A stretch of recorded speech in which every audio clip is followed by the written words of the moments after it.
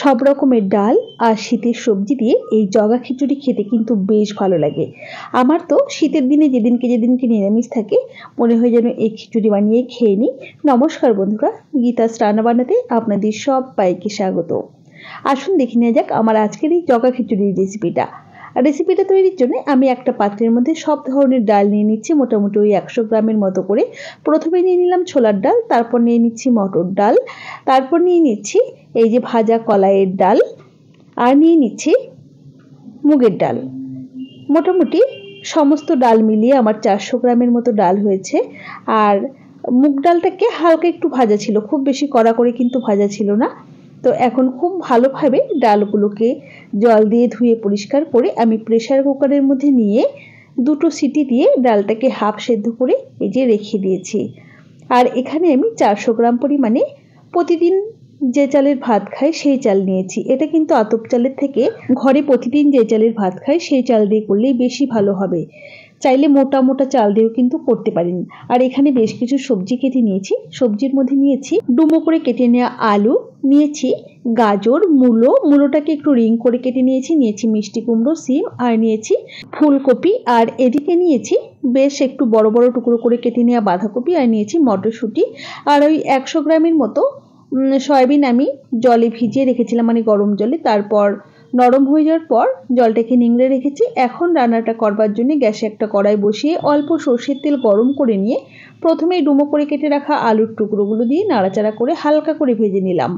এবারে কেটে রাখা মূলো, গাজর, মিষ্টি কুমড়ো আর ফুলকপির টুকরোগুলো দিয়েও নাড়াচাড়া করে হালকা করে ভেজে নিচ্ছি। এক একটা সবজি রান্না হতে এক এক রকমের সময় লাগে বলে আমি একটা একটা করে কিন্তু অ্যাড করছি। তো এগুলোকে হালকা একটু ভেজে নেওয়ার পর এর মধ্যে দিয়ে দিলাম অল্প পরিমাণ লবণ আর হলুদ গুঁড়ো। এবারে খুব ভালোভাবে নাড়াচাড়া করে সমস্ত কিছুকে একটু ভাজা ভাজা করে নিচ্ছি। একটু সময় নিয়ে এগুলোকে রান্না করব। আর অপরদিকে আমি প্রথমেই কিন্তু জল গরম হতে বসিয়ে দিয়েছিলাম গ্যাসের অন্য ওভেনে। তো এই যে জলটা কিন্তু আমাদের বেশ ভালোভাবে গরম হয়ে গেছে। এখন আমি যে চালটা নিয়েছিলাম চালটাকে খুব ভালোভাবে ধুয়ে পরিষ্কার করে দিয়ে দিলাম। এদিকে ভাতটা ফুটতে থাক, আমি ঢাকনা বন্ধ করে দিলাম। অপরদিকে আমাদের আলু, মিষ্টি কুমড়ো সমস্ত কিছুই কিন্তু অনেকটাই ভাজা ভাজা হয়ে গেছে। এবারে দিয়ে দিলাম এর মধ্যে সেদ্ধ করে রাখা সয়াবিন, সাথে দিয়ে দিলাম কেটে রাখা সিমগুলো। এগুলোকে দিয়েও নাড়াচাড়া করে একটু ভাজা ভাজা করে নেব। তো এর মধ্যে কিন্তু আর কোনো রকম লবণ বা হলুদের ব্যবহার করব না। নাড়াচাড়া করে হালকা একটু ভাজা ভাজা করে নিলাম। এবারে এর মধ্যে অ্যাড করে দেব আদা আর কাঁচা লঙ্কা বাটা। এটা আমি একসাথে মিক্সিতেই বেটে নিয়েছি, চাইলে চেরা লঙ্কাও আপনারা দিতে পারেন, মানে কাঁচা লঙ্কাটাকে চিরেও দিতে পারেন। এবারে এই সমস্ত কিছুকে 2 থেকে 3 মিনিট সময় নিয়ে কষিয়ে নিচ্ছি। খুব বেশি সময় ধরে কষিয়ে নেবার কিন্তু একেবারেই প্রয়োজন নেই। এরই মাঝে অ্যাড করে দিলাম কেটে রাখা বাঁধাকপির টুকরো। খুব ভালোভাবে জাস্ট নাড়াচাড়া করে মিশিয়ে নিচ্ছি। এর ভিতরে কিন্তু এই সময়তে আর কোনো রকম মশলাপাতি ব্যবহার করবার দরকার নেই, আবার কেউ চাইলে ব্যবহার করতেও পারেন। এদিকে তো সবজিটা আমাদের রেডি হয়ে গেছে। আর অপরদিকে দেখুন ভাতটা ফুটতে শুরু করে দিয়েছে।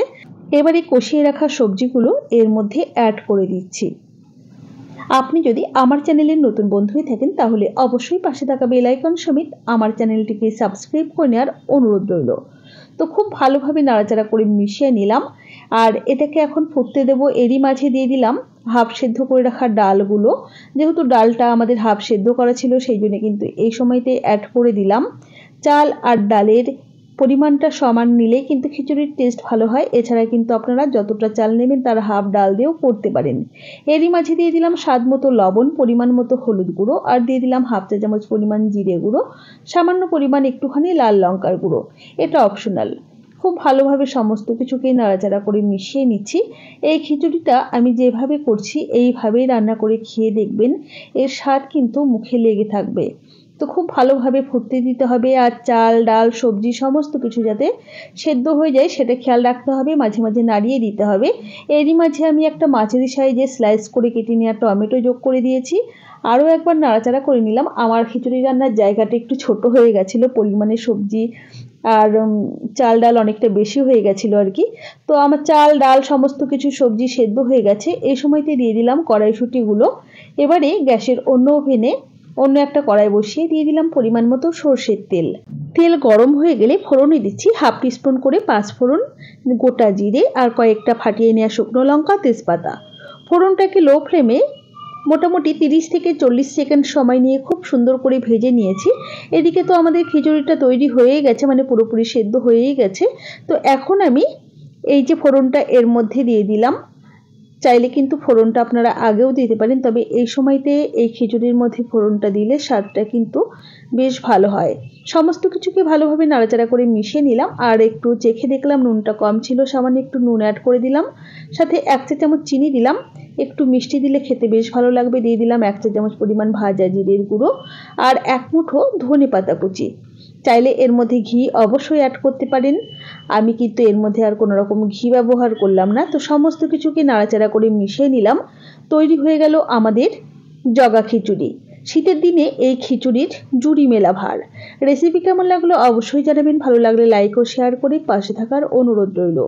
তাহলে আজ এই পর্যন্তই, সকলে ভালো থাকবেন, সুস্থ থাকবেন। হাজির হয়ে যাব নতুন কোনো রেসিপি নিয়ে। ধন্যবাদ।